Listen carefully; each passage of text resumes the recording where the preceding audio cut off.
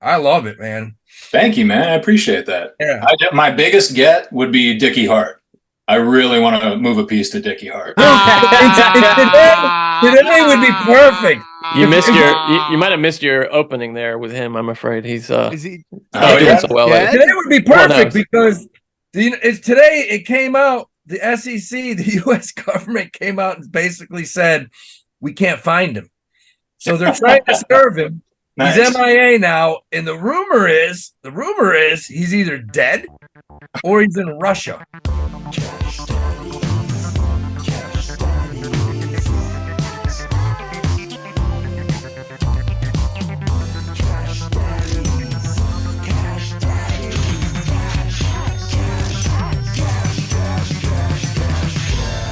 Cash Daddies is for entertainment purposes only. You'd be an idiot to listen to anything these degenerates say. Invest at your own risk, do research, but seriously don't listen to these ass clowns. Now enjoy Cash Daddies.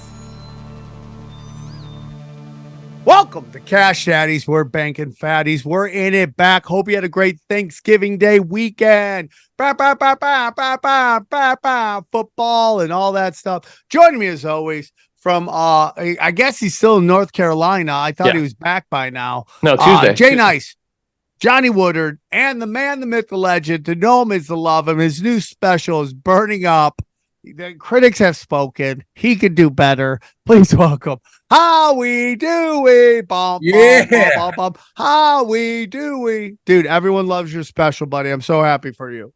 Hey, I had a good time doing it, man, and yeah, definitely want to do it. Want to run it back in about a year. Do another one. Oh, you want to do another one? Yeah, the same guy that filmed it. He's like, "Let's do it." And I said, give me like a year, man. I'll do like 40 minutes next time. Well, how long was it? He cut it down to 36. Yeah, that's all you need is 30 minutes. That's all I Specials. wanted. I mean, it was 36. He cut it down from like 45, 50, but he cut it down to 36. It's I don't know.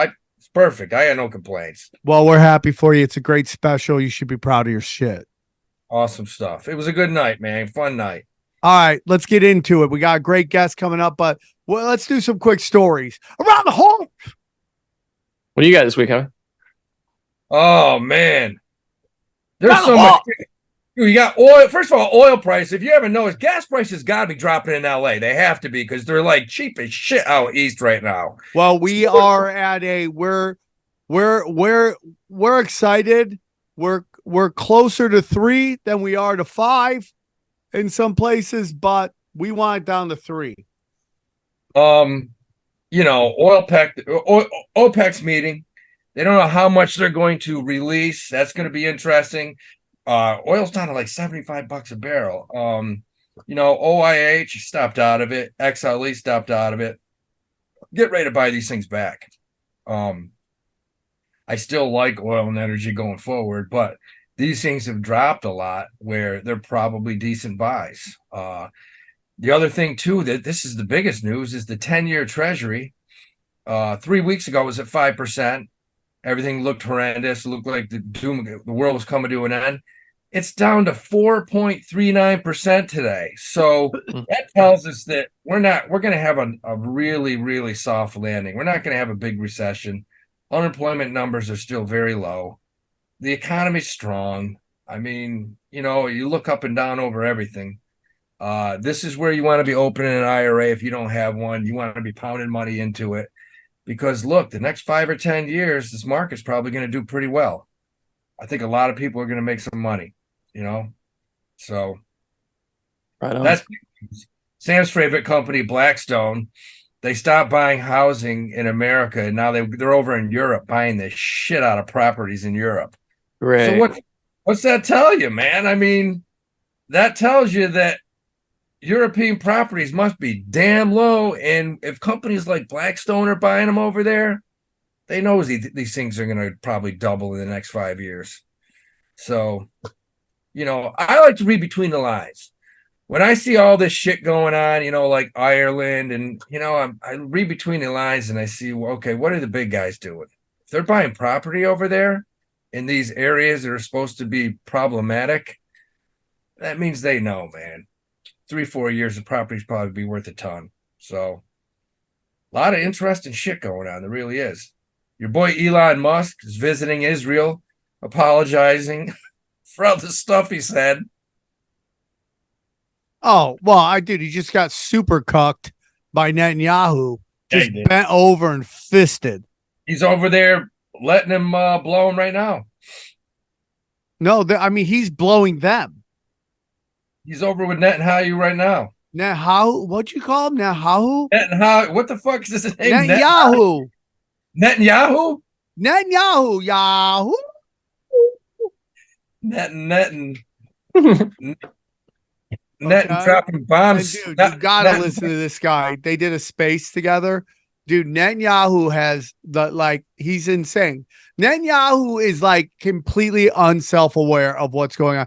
It's what happens when you get so powerful that you have nothing but yes men around you. And he acts like everyone doesn't know he created and funds Hamas. He's like, we must stop Hamas. The way you stopped the Germans, the way you stopped the Japanese. And Netanyahu's like, and Elon Musk's like, yes, totally, must eradicate them 100%. Dog, you got cucked, bro.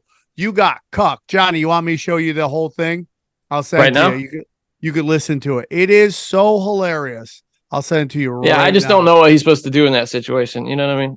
Nothing. That just shows person. you at the highest levels of power. It's just like you got to play ball or else they'll fucking take. I think that's the everything price he has to pay to get to do some of the things he does. Do you know what I'm saying? Like fake go to space and stuff. I just said well, partly, yeah. Although okay, we're gonna disagree about space stuff, I think, but okay, that's fine. I just sent it to Johnny. Let me know when you get it. He's definitely sending something up there because we see it every time it goes over LA. He got a lot for a couple of the posts that he came up with. So yeah, he's kissing ass. You know. Yeah. Look, the guy lost. Free speech is what I meant. You gotta remember something about Twitter. Yay, Twitter, free speech, awesome. Twitter's gonna be gone if they don't get some advertising because he can't foot the bill. He can't keep it alive. Doesn't have the money. Yeah, I think that's why he's pushing so hard to move it into these other areas, trying to make it the everything app because it's you watch, dude, they're going to get into payments soon. I guarantee you they're going to get into payments. They're going to try to start competing with Venmo and stuff like that. Yeah. Like micro transactions and stuff like that. That's next. I guarantee it. And it's just going to be start charging all Twitter, everybody. You got to pay $10 a month to be a member of Twitter. Possible. Yeah, I wouldn't put it past them. Did you see Black Friday? Big numbers coming in, record numbers. Actually, I'm a little bit surprised by that. You would think with where things are, and how. But anyway, yeah, online shoppers who took advantage of Black Friday spent enough with retailers to set a new record this year. That's from Adobe Analytics. The company said that Black Friday shopping sales came in at $9.8 billion. That's up 7.5% from last year's Black Friday. Big retail numbers. Well, I'm gonna be honest with you, dude. I always think people want to get out of the house on Black Friday. Nope. People stay home and they do their shopping and they don't leave the house. And this is where it is, dude. Can you blame them though? Remember the mob scenes we'd see at Walmart, people trying to get, to the doorbuster TVs and punching each other in the face. It's crazy, right? There is a potential dark side to this though. They're saying that a lot of the sales were driven by this buy now, pay later thing, which is just a new wrapper that we're putting on credit. It's just credit. They're doing ForPay, and have you guys seen this where that a lot of checkout systems now offer a thing where you can split it up into 4 payments that you pay with little to no interest every 2 weeks, and it seems like a lot of people are doing that. It's very, very popular. Going back to the 1800s, where you just ran a tab at your local store. That's what it is. Yeah, it's very similar to that. Howie, you're right. You're seeing a lot of weird shit, a lot of wild stuff. Cyber Monday had huge sales, and it shows. You just look at a month ago, we could have got Home Depot at $276. It closed today at $311. Yo, what's up? You'll always be down. Where do you think it's going from here? I know we got some plays that we would love for it to go down a tick or two. Look, man, today the VIX, the volatility index, hit like a 3-year low. It's down to like $12. This isn't going to continue. The market at some point, I think this week will sell off. I think we're seeing.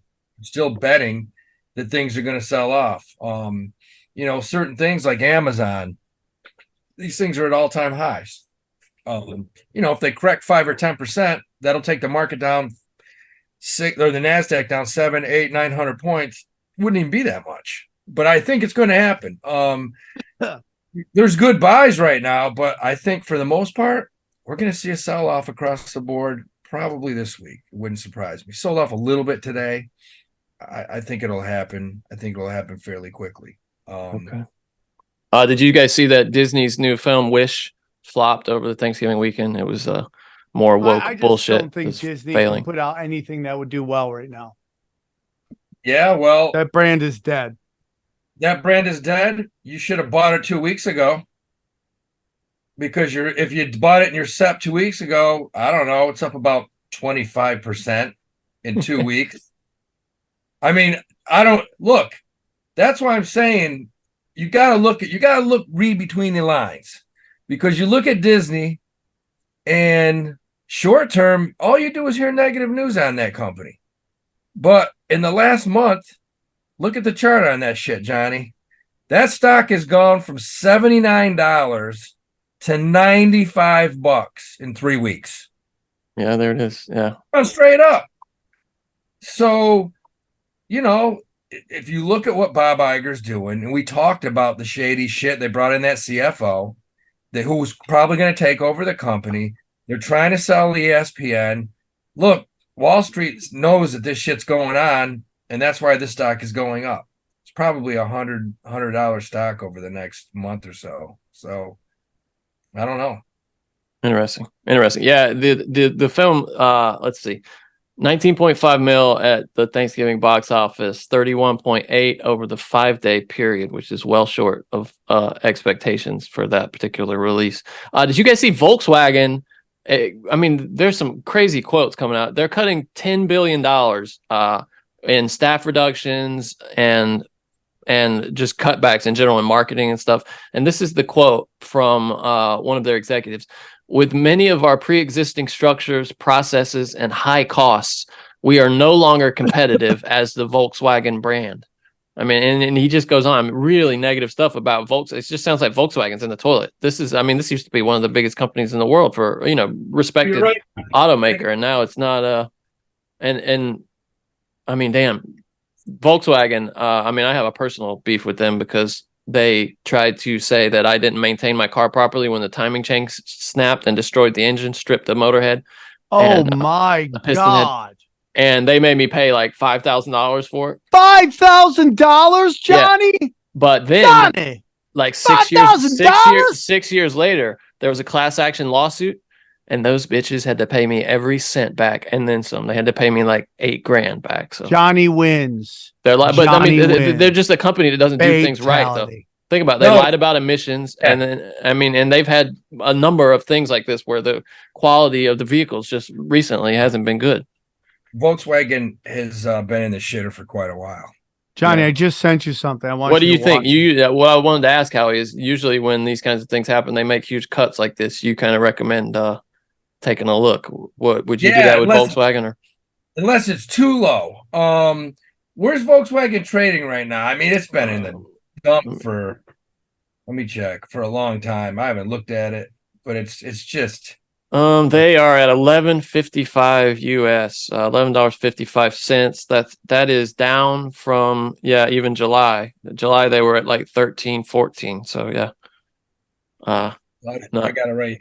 Not great. They're down 8% on the 6 month.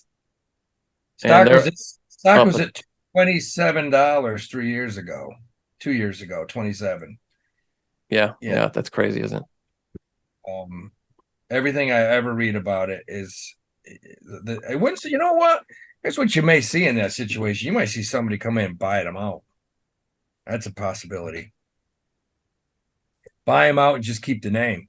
Because, for years, that was a good name. Yeah, like Saab, right? Isn't that what happened with Saab? It seems like they got passed around a few different Yeah. companies that just kept Yeah. slapping that badge on the cars, and then eventually I don't know if they're still making them or not, but I think I eventually don't know how Saab ever got popular because that was just one Swedish piece of shit. You didn't like those? I kind of like those little 9.3s, the convertibles. Hot girls always Yeah, drove those. You'd always see they a had hot chick drive them. transmission The problems. Fieros are what the hot chicks wanted to drive. They're like, this is like a Porsche, but I'm broke. Those Fieros look cool too, dude. Ford Fieros. Everybody Hot broke wanted a bitches. Fiero, They're man. kind of Hot broke collectible now. bitches. Fieros. Everybody If you can get a wanted red that. Fiero, like in really good condition, they're collectible. Oh yeah, they were hot. They were hot. What'd you send me, Sam? Bankers seek legal cost after backing $1.5 trillion of ESG debt. Risks are surfacing in the sustainability linked loan market. Yep. And listen, this applies to all woke shit. You're going to see all these companies doing this woke bullshit, whether it is greenhouse technologies, DI, fucking Hollywood woke bullshit. They're all going to be begging for bailouts. That's just how they clean the books. I've been telling you this forever. I will continue to tell you this forever. This is how they clean the books. Who's going to ask for a bailout though? Who? Who's asking for a bailout? What now? The banks are, is what it's saying. Bankers servicing one of the world's biggest ESG debt markets are now actively seeking legal protections to guard against the potential greenwashing allegations that may be ahead, is what they're saying here. This is from, looks like Bloomberg, yeah. What does it mention any of this bank specifically? Like Hold on, Sam didn't link the actual story. It's just a That's screenshot. Bloomberg, ESG. Hold on just a second. And dude, if you had Okay. nuts, go ahead, Johnny. It's a little old. It's from 3 weeks ago. Bankers servicing one of the world's biggest ESG debt markets are now actively seeking legal protections. In the handful of years they've existed, sustainability-linked loans have mushroomed into a $1.5 trillion market. SLLs that borrowers and lenders say that a loan is tied to some environmental or social metric, but the documentation to back those claims generally isn't available, is what they're saying. Hold on, Bloomberg's trying to get me to. I wonder if it's a bunch of Bankers. local banks, like more local, smaller regional banks. Hold on, just. All right. We're asking questions. We need answers. This should be interesting. Guys, let's get to the interview. Come on. Bow, bow, bow. Oh, here's the here's story. one Let me. real quick. I found the story. Let me just pull this up. I'll answer you. Greg Brown, a London-based partner in Allen and Overy's banking practice, said he's seen a surge in clients asking for new legal clauses in SLL documentation. Let's see. It's not really. It sounds like. It doesn't mention any. Oh, here we go. Okay. The most active SLL lenders are Bank of America and JP Morgan Chase. But it doesn't say that they're the ones with the concerns. It sounds like maybe they're not naming the. It's more like the intermediaries who are saying that the banks are JP concerned, but they're Morgan actually Bank. not naming the banks. Yeah, they it's got to be pennies that they're loaning. But look, this hit me last night. I'm at the Knick game last night, and I turn around. Everybody I see is drinking Bud Light. I don't know if they had a deal on them at the game or what. It's Johnny, probably all they sell there, isn't it? pull up the chart on BUD. And by the way, a Bud Light at Madison Square Garden, a 24 ounce, which I never drank Bud Light, but a Bud Light's around $24. Bud's at 62.60 right now. Anheuser-Busch. Look where that Bud Light, when this shit happened, and it's hurting the stock. It was down to $52. You could have bought it at 52. What, 3 months ago? Yeah, I mean, it was at 45 this time last year, October of 2022. It was at 45. Even then, it would have been good. Almost $60 a share. And yeah, what's the high of the last like 10 years? Let me see. Damn, 127, 128. Yeah, so this could be headed up. Yeah. I mean, well, they're just banking on people having a short memory, aren't they? And I think they have. I mean, Budweiser's, they're all up in the MMA now. That was $1 billion contract. And they did. I mean, they, in whatever way you can as a business, they repented for that. Don't you? Wouldn't you say like they kind of said like, "Hey, we screwed up. Sorry." Yes. Yeah. Yeah, they did. I mean, and people look. This is America. Who doesn't have a short memory? They aren't Drinking gonna. Yeah, if you drink enough Bud, right? Yeah. Bud All Lights, right. you remember- Let's go to the guest. Here we go. Hey, guys, I want to talk about our good friend James McMahon at Copy My Crypto. Guys, we've seen so many people make ridiculous money from crypto, but did you know it's easy for you to do the same? That's right. The Copy My Crypto membership site shows you the coins that YouTuber James McMahon personally holds and allows you to copy them. It's like having a big brother who knows what he's doing. You don't need to know a thing about crypto or how to invest, as you simply do what he does. So let me tell you about James. He runs the Crypto with James YouTube channel, which despite heavy censorship has over 26,000 subscribers. Since March 2020, he's told his viewers to buy 26 crypto coins. Had you put $100 into each, it'd be well worth over $123,000. Wow. Of the 26 coins, his top pick coin called Phantom went up 692 times from when he said. That one call alone has retired a number of people, including guys in their 20s and 30s. Remember, this is public knowledge. You can go to YouTube and verify this yourself. So if you'd like to join the 2,800 members at Copy James, then stop what you're doing and head over to copymycrypto.com/Sam. That's copymycrypto.com/Sam. That's SAM. Okay. You'll not only find proof of everything I've said, but my listeners will get full access for just $1. Once again, that's copymycrypto.com/Sam. The recession is here. You can suffer like everyone else or choose to thrive. James is the real deal. Go visit the site now. All right, let's get into the guest. Howie, why don't you introduce your friend? All right, guys, we got a good guest today, man. He is going to relate to a lot of you guys because you're small business owners. My boy Shaine Schroeder right here. And he's unique in the fact that, you know, he doesn't have one of those blue collar businesses like I did, pressure washing, painting, washing windows, fucking, you know, massaging old ladies' asses. He's got a real business. He's a painter. Nice. But he doesn't paint houses. He paints like real murals and such. Howie.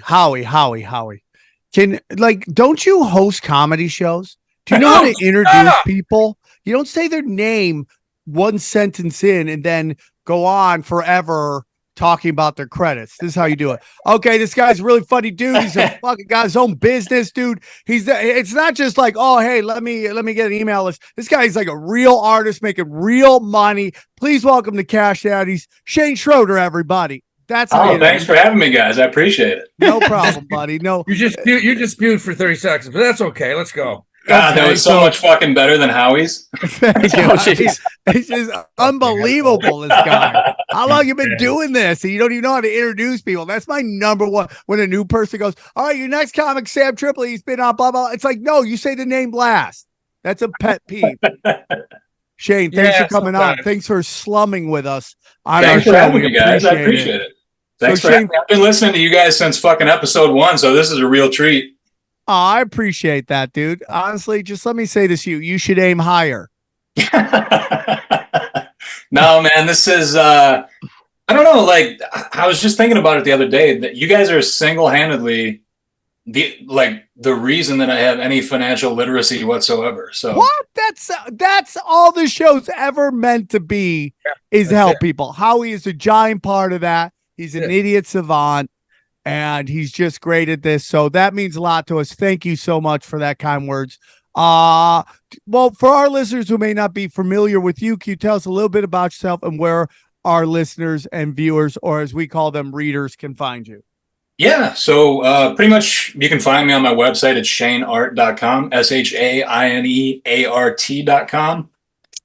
Shart.com was taken, so I had to pass on that. But then social media, just Shaine Schroeder, SHAINE Schroeder, and that's pretty much everywhere. But I'm an artist who's based out of the Midwest. I kind of hopped around for quite a while. I did some shows in like Los Angeles and stuff like that, and eventually set up roots in South Dakota, where I'm living right now in Sioux Falls. And I've been doing this I've been drawing my entire life, but I've been painting and kind of doing it professionally for between 15 and 20 years, something like that. And I started listening to you guys because I was always into pretty much everything you did, Sam. And it kind of hit a chord with me. I was like, I make paintings and sell them for a living. Like, I need to plan for my future because there's no fucking 401k when it comes to being an artist. And that's kind of where you guys entered the picture. And I can't tell you how appreciative I am. Thank you so much, dude. That's probably the best thing I've heard in a very long time. And that is the purpose of this show. I have friends of mine who are artists. They're great. Looking back at what you do, that's gorgeous, dude. That's a gorgeous painting right there. Thank you, man. I appreciate it. No, not that one. Not yet. How much does it cost? I believe, the Mike Tyson one right behind me, I believe is right around 30,000 for the original. It's a big piece. That's huge beautiful piece. I was about to do a magical moment there, and then I'm like, okay. I knew exactly what was happening.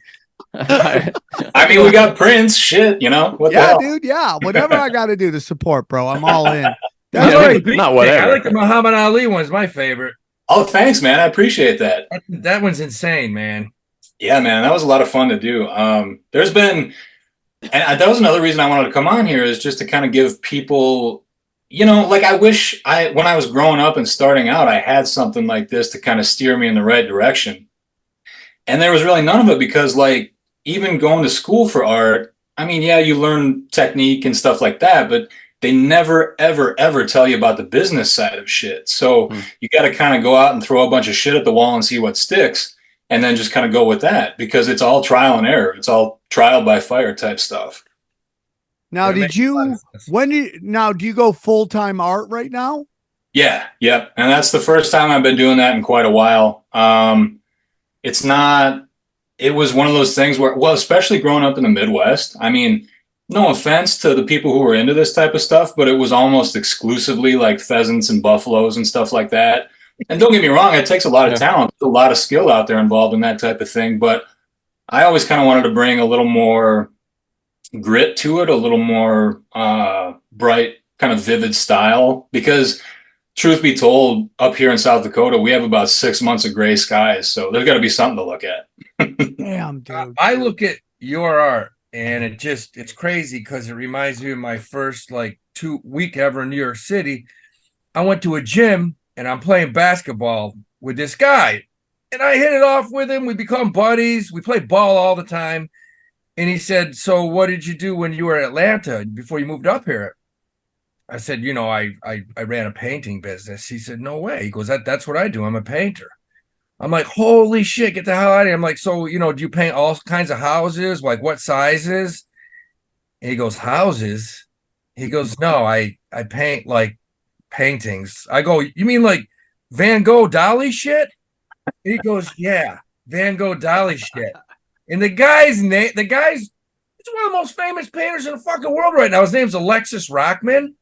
That name rings a bell, yeah. Dude, his colors, the reason I mention him, if you look up Alexis Rockman, he paints, his whole theme is the earth, pollution and shit. Just polluting rivers and this, and he just paints the craziest murals.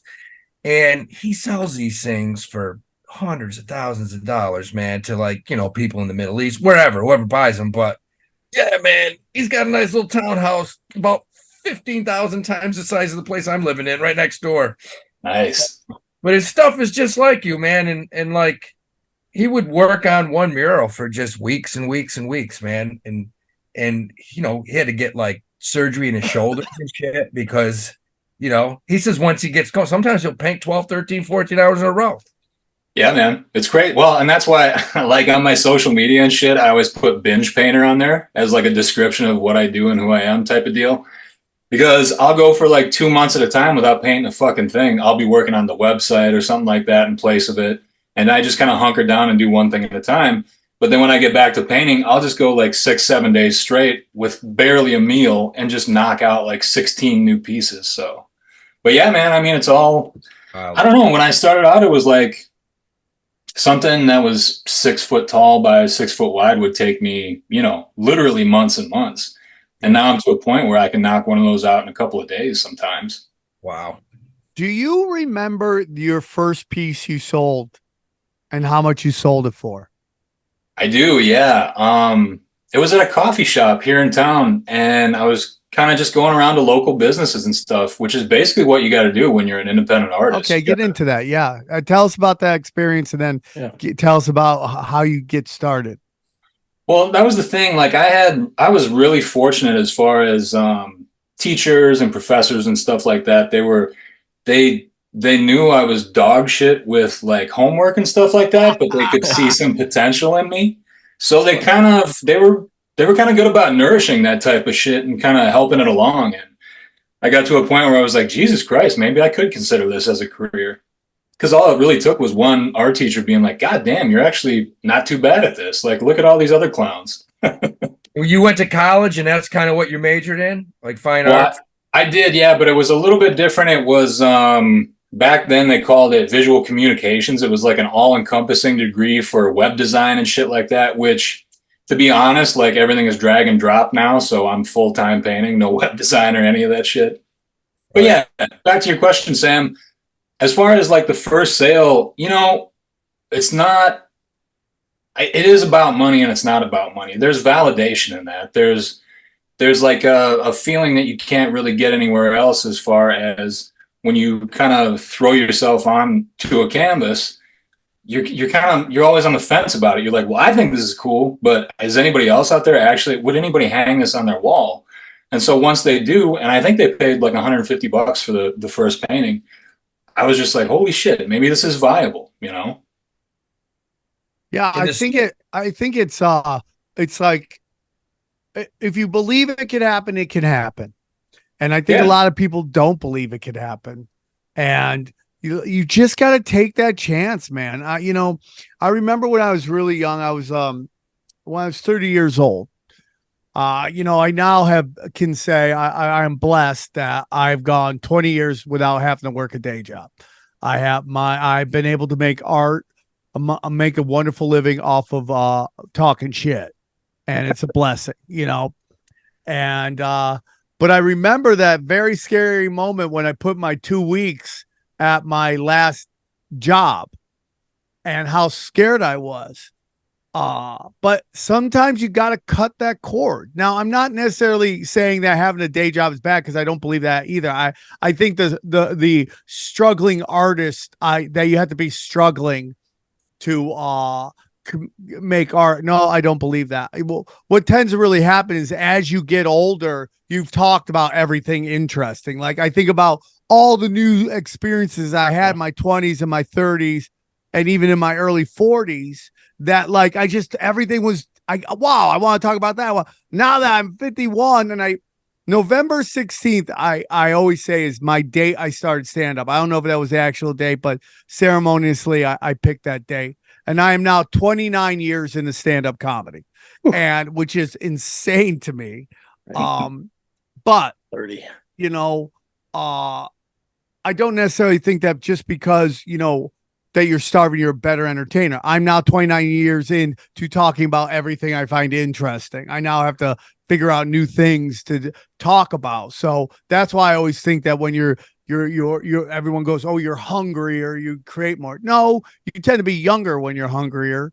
So you have more to draw from. So again, I don't think there's anything wrong with having a day job, but I also think if you're in a position where you're like, I'm actually doing pretty well, I might want to cut the cord. I don't know. I'm a little afraid. Well, maybe you should try it and see how you go. And it's like your survival instincts kick in and you start going. So you did your first one. You went around, you found somebody, they bought your painting. Do you remember how much you sold it for?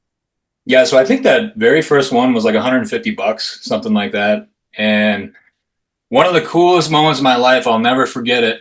Shout out to one of my collectors, Colin Cartwright. He early on, he bought probably 3 different pieces, and they were big pieces. I mean, for me at that time, that was big. They were probably 3 feet by 3 feet each, and he had paid, I'm gonna get the number wrong, but I want to say right around $300 a pop for them. Could have been a little bit more, could have been a little bit less, but 10, 12, maybe even 15 years later, he had bought a house and he wanted to get him insured. So he took him to an appraiser and he got him appraised, and he shit a brick because he sent me the email with the appraisal quote on it, and I shit a brick.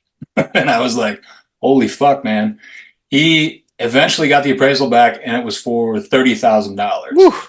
That's a hell of an ROI on something. That was your painting, and you're not even dead yet. Exactly. Because like when you die, your shit's gonna go through the moon, man. I know, man. All my fucking friends keep pulling for me to croak. Damn, bro. That's stuff. Can I ask you a question about AI? Now I've heard artists say that when they see AI art, they can tell it lacks the inspiration, like genuine inspiration that only a human could provide. Do you agree with that? And are you concerned about it? I mean, I'm not really concerned about it just because the cream always kind of rises to the top. I mean, as far as AI is concerned, I definitely think it has its place. I mean, fuck, I just used it on my website to write up some script for me yesterday for like descriptions for prints and things like that. It's great for that. Yeah. Yeah, for sure. But, and I don't see anything wrong with the art itself that's generated by AI, but I think when you're dealing with collectors and potential clients, they know the difference between AI and the shit that you actually put in, 20, 30, 50, 100 hours into. And if they don't know the difference between that, then maybe they're not the client or the collector for you. So you just interesting. Yeah. This kind of harkens back to something that Sam said a few episodes ago. He had mentioned, and I had read, and this really struck a chord with me because it was one of the papers that I read a few years back when I was really starting to go hard into this as a career. It was 1,000 True Fans by Kevin Kelly. Yeah. And to be perfectly honest, Seth Godin, I don't know if you guys are familiar with him, but he also kind of espouses or talks about the same type of crowd that you want to draw. You want to niche down, and you want to get to the most hardcore fans you possibly fucking can, because even if you get 1,000 fans and they spend $100 with you in a year, I mean, that's a pretty decent living for most people. So yeah, I mean, as soon as Sam said that, I was like, oh shit, I remember that article. I was like, that's my grail. Yeah. You know what's interesting, dude? It's like everything becomes doom and gloom. Oh my God, this is going to destroy this, is going to destroy that. There's fast food restaurants, and then there's mom and pop stores, and people know the difference. You don't go to a mom and pop store if you want to get a quick fix. If you want a nice meal that someone took a lot of time and effort and put it in, you go to a restaurant. My concern, though, is that, I mean, you've always had these people that were expert they were expert at forgery. And now this just seems to be the perfect tool for forgery is AI. And like you said, just maybe that's what art deserves. I mean, that's entirely possible, I guess. People who can't distinguish between, an AI forgery and the real thing. But it seems like, I mean, we have a lot. There's a lot to grapple with. Wouldn't you agree? Yeah, absolutely. And that kind of it reminds me of the one time, there was a few years back when my wife and I went over to New York, and we were walking around Central Park, and it was the funniest shit because there were some vendors set up there in tents and everything, and they were selling postcards of a mural that was in New York, and it said, "No photographs, please." And I thought to myself, well, you're making a killing off these photographs that you took, asshole. I mean, That's so crazy. To your point, Johnny, I think it's always going to be there regardless. I mean, there's always going to be ripoffs and shit like that, but it's just something you got to deal with. Interesting. Is there money laundering in art? Because Sam has, he believes at the highest levels that art in great measure is money laundering. I love that you're like speaking for me. I think you're right. No, well, I'll say I think you're right. I mean, at the highest level, where you're talking about, blessings would be that you could get to a level where people money launder your art. Exactly. But have you ever heard? I think he's right, and I mean, sorry, Sam, I didn't mean to. So what they do, Johnny, is they go and they buy this piece, right? Oh, I get it. Yeah, they'll spend $1 million. Now that $1 million gets passed on to somebody else. But then the guy who spent the $1 million takes that piece, donates to a museum. Now that's $1 million write-off. Oh, dude, it's so brilliant, bro. Oh yeah, man. There's so much shit like that goes on. It's unbelievable to me. It's worse with like wines. I mean, wine became the biggest scam in the world years ago. They were just taking the knockoffs and selling them to people that didn't know the difference and making hundreds of thousands of dollars doing it. Yeah. But I mean, no, your shit is amazing. If you look at his website, or if you go to Instagram and just look at the stuff, it's I love it, man. Thank you, man. I appreciate that. Yeah. My biggest get would be Dickie Hart. I really want to move a piece to Dickie Hart. Today would be perfect. You might have missed your opening there with him. I'm afraid he's Is he? not doing so well. Yeah. Today would be Well, perfect no. because today it came out. The SEC, the U.S. government came out and basically said we can't find him, so they're trying to serve him. Nice. He's MIA now, and the rumor is he's either dead or he's in Russia, one of the two. But Russia. they can't find Dickie. Dickie's definitely on the run, 100% on the run. And the next step, the SEC came out and said, well, I guess they give 30 days for the people over in Finland to find him and serve him. And if they don't, the United States sends their own people over and they'll find you. They'll Yeah. find you. Step into a world of non-stop action on DraftKings Casino. Play the classics like blackjack, roulette, and slots, plus enjoy exclusive games you can't find anywhere else. All you have to do is sign up, select the offer, make your deposit, and start playing from a full suite of games. Download the DraftKings Casino app now and sign up with the promo code CashDaddies. New customers can get a deposit match up to $500 in casino credits where you deposit $5 or more. Only on DraftKings Casino with the promo code CashDaddies. Gambling problem? Call 1-800-GAMBLER or visit 1-800-GAMBLER.net. In Connecticut, help is available for problem gambling at 888-789-7777 or visit ccpg.org. Please play responsibly. 21 plus, physically present in Connecticut, Michigan, New Jersey, Pennsylvania, West Virginia only. Void in Ontario. One per opted-in customer. Minimum $5 deposit. Max match $500 in casino credits, which require a 1x playthrough within 7 days. See terms at casino.draftkings.com/players choice for eligibility, terms, and responsible gaming resources. Oh, real quick before we let you go, I don't want to hold you all day, but the process of selling art now. What do you do? Do you have like an Etsy page or something where you list it, or if people want to get into this game or any game? Let's just say I have a friend of mine. I'm trying to convince him. He doesn't listen to me, but he takes like old junk and he just flips it into beautiful remade antiques and stuff. And I go, dude, there's so much money to be made there. You could film yourself doing it and then get views on YouTube and ads on that. Then you could sell there and stuff like that. What is your process for selling your art? Well, to be perfectly frank, man, for the last decade, I've just been a whore on social media. I mean, Nothing just wrong with that. unbelievable, like ridiculous shit. Like it's come to the point though where that's not always going to be there, and it's certainly not the same as it was even 5 years ago with the fucking algorithm. So you really got to pick and choose what you put up and when you put it up, and just make sure it's quality over quantity. But the biggest thing for me is the website. Because for me, like getting a mailing list together of serious clients and having access to them no matter what happens with social media is always going to be at the top of the heap as far as any independent business is concerned. Because what if Instagram just shuts down and goes away one day? What if TikTok just never reappears? That type of shit. Yeah. So yeah, I mean, there's 800 different avenues you can go to, but I think, if you put out quality product, people are going to notice. I mean, if you make the video interesting, if you like me with time lapses and shit like that, I really want to get more into that type of stuff because I basically need to teach myself how to be an amateur filmmaker and then also be an artist on top of that. So there's a million different ways you can go with it, but I think, like when I started, I did a lot of work for free. I would just go up to random small businesses and be like, "Hey, look, you got a blank wall. Can I put something on it?" And 9 times out of 10, they're going to say no. And you got to get to a point where the word no just rolls off your back, because if you don't, you're not made for freelance work. But yeah, just put yourself out there in any way you can. Hold art shows in random warehouses, or in the case of your friend, I think social media still is the best way to go. I mean, some of the reels on Instagram are getting millions of views and you're like, what the fuck? That's just a cat with a frog, Cat with frog videos. I hate them. I hate them. Well, what you got your own business. You're up and running. Sounds like it took you a while to establish, but you're definitely established now. What are you doing?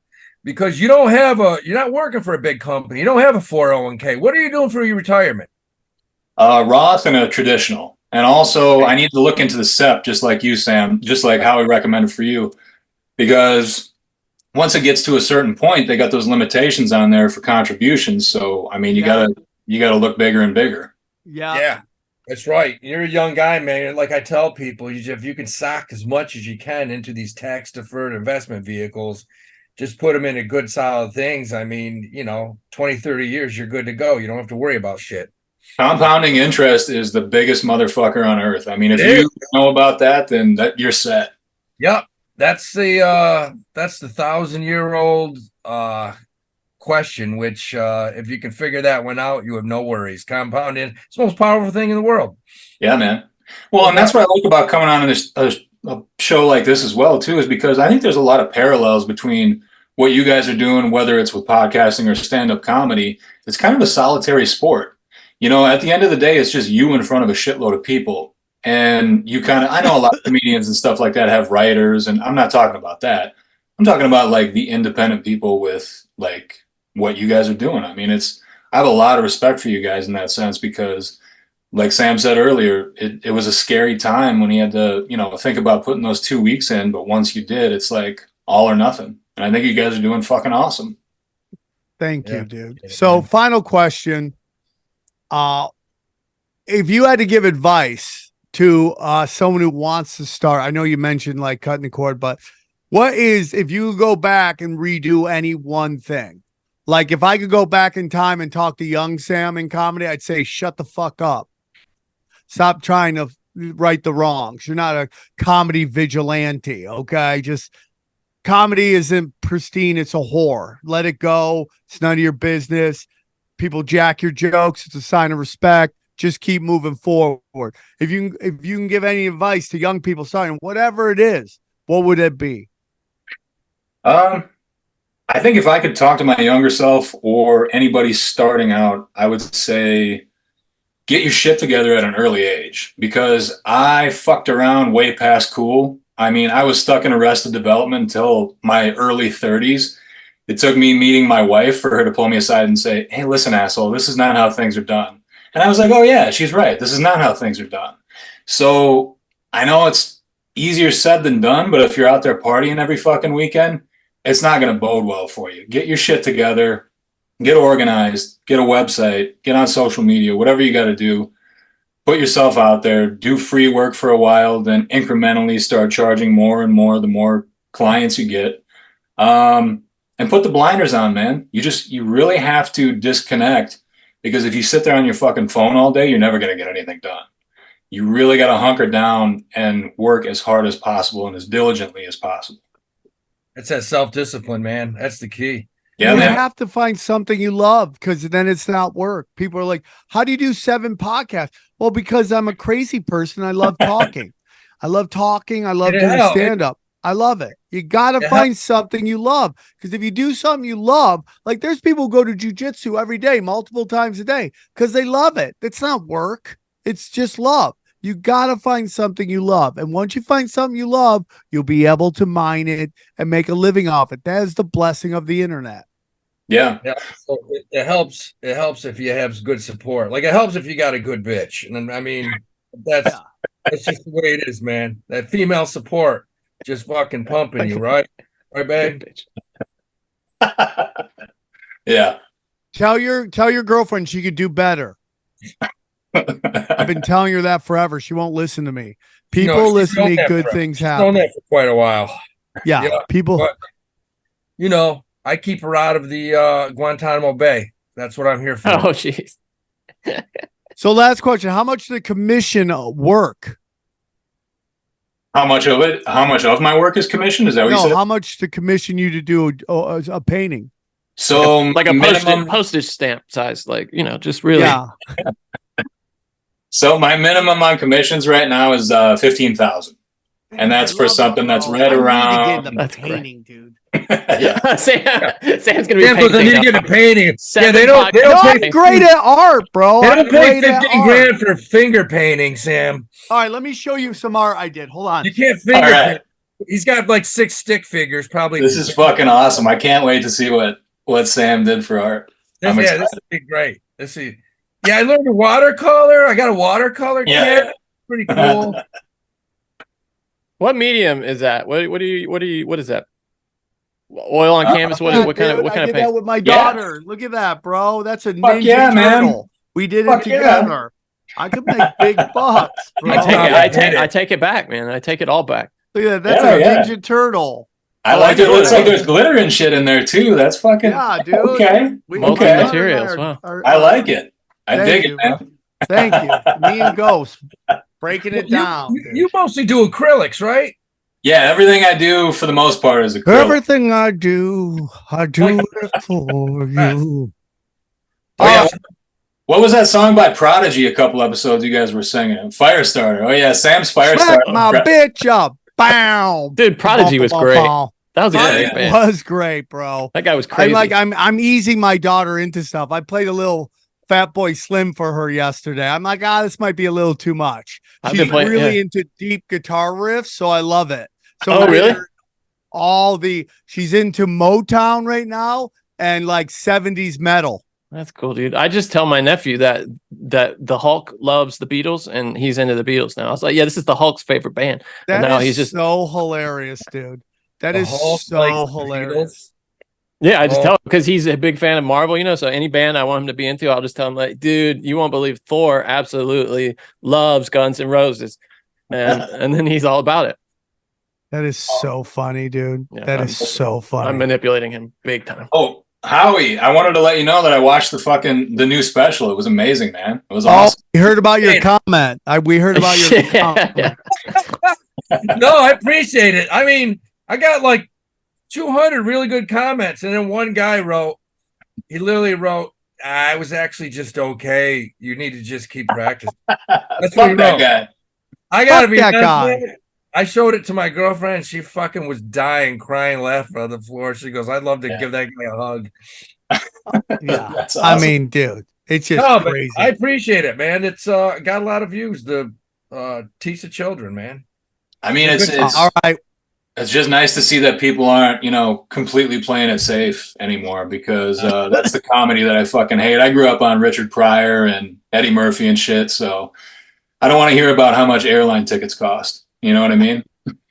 Dude, I'm telling you, bro, and I'm gonna get into this on my other podcast, but I posted a clip I have about black people in commercials, and it's really fucking funny. I think I saw that. And the guy's like, racial jokes. I go, where in our society isn't racial? Just show me where the world's burning because of racial stuff. Do you say that to Dave Chappelle, who I love, or Cat Williams, who I love? It's like it's so ridiculous. This guy talks shit, got curb stomped because he has 180 followers on social media. I'm like, you're on a social media platform and you can't social media. Okay, you Yeah. can't do it. You can't meet people on social media. You fucking idiot. Anyways, dude, I appreciate you, Shaine. Yeah. Thank you for the kind words. It's one of the coolest things we've ever heard. And you have an open door to come back on the show anytime you want to teach us about business. Fuck yeah, man. I'll take you up on that. I really appreciate it, you guys. Thank you so much. Anytime, all the time. Thank you, brother. Wow. Wow. Powerful words. Powerful words. We help the people. Cash Daddies is for the people. Okay. Artist. People. That's what we do. What are you talking Okay. Guys, let's wrap it up. Howie, what's your pick? Ja-ja-ba. Pick for the week. I like two. I'll give you one. Let's go the volatility index, UVIX, 3 times. Buy it, sell it once it jumps 10%. Quick trade. The other one, I like John Deere. John Deere's right now at $362 a share. Probably a 6-month low. I like John Deere here. I like Deere. Buy the Deere.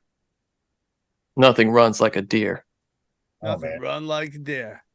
All right. All right. Well, that's it for us. Guys, that's it for us, guys. Check out chaostwins.com. Check it out, guys. If you Yeah. love the show, if we moved you like we moved today's guest, support Chaos Twins. We got 1 week left. We're like 7 G's from 30 grand. Wow. We want to close it out. We want to do an animation. Please join the Chaos Army or Army of Chaos, whichever one you want. Go to Chaos Army, for chaoswins.com. Check out my live gigs. I think I got 1 gig in December. And yeah, that's about it. And then I'm also doing another revival on the 22nd. I'll be in El Monte December 16th. Come get weird. Holla at your boy.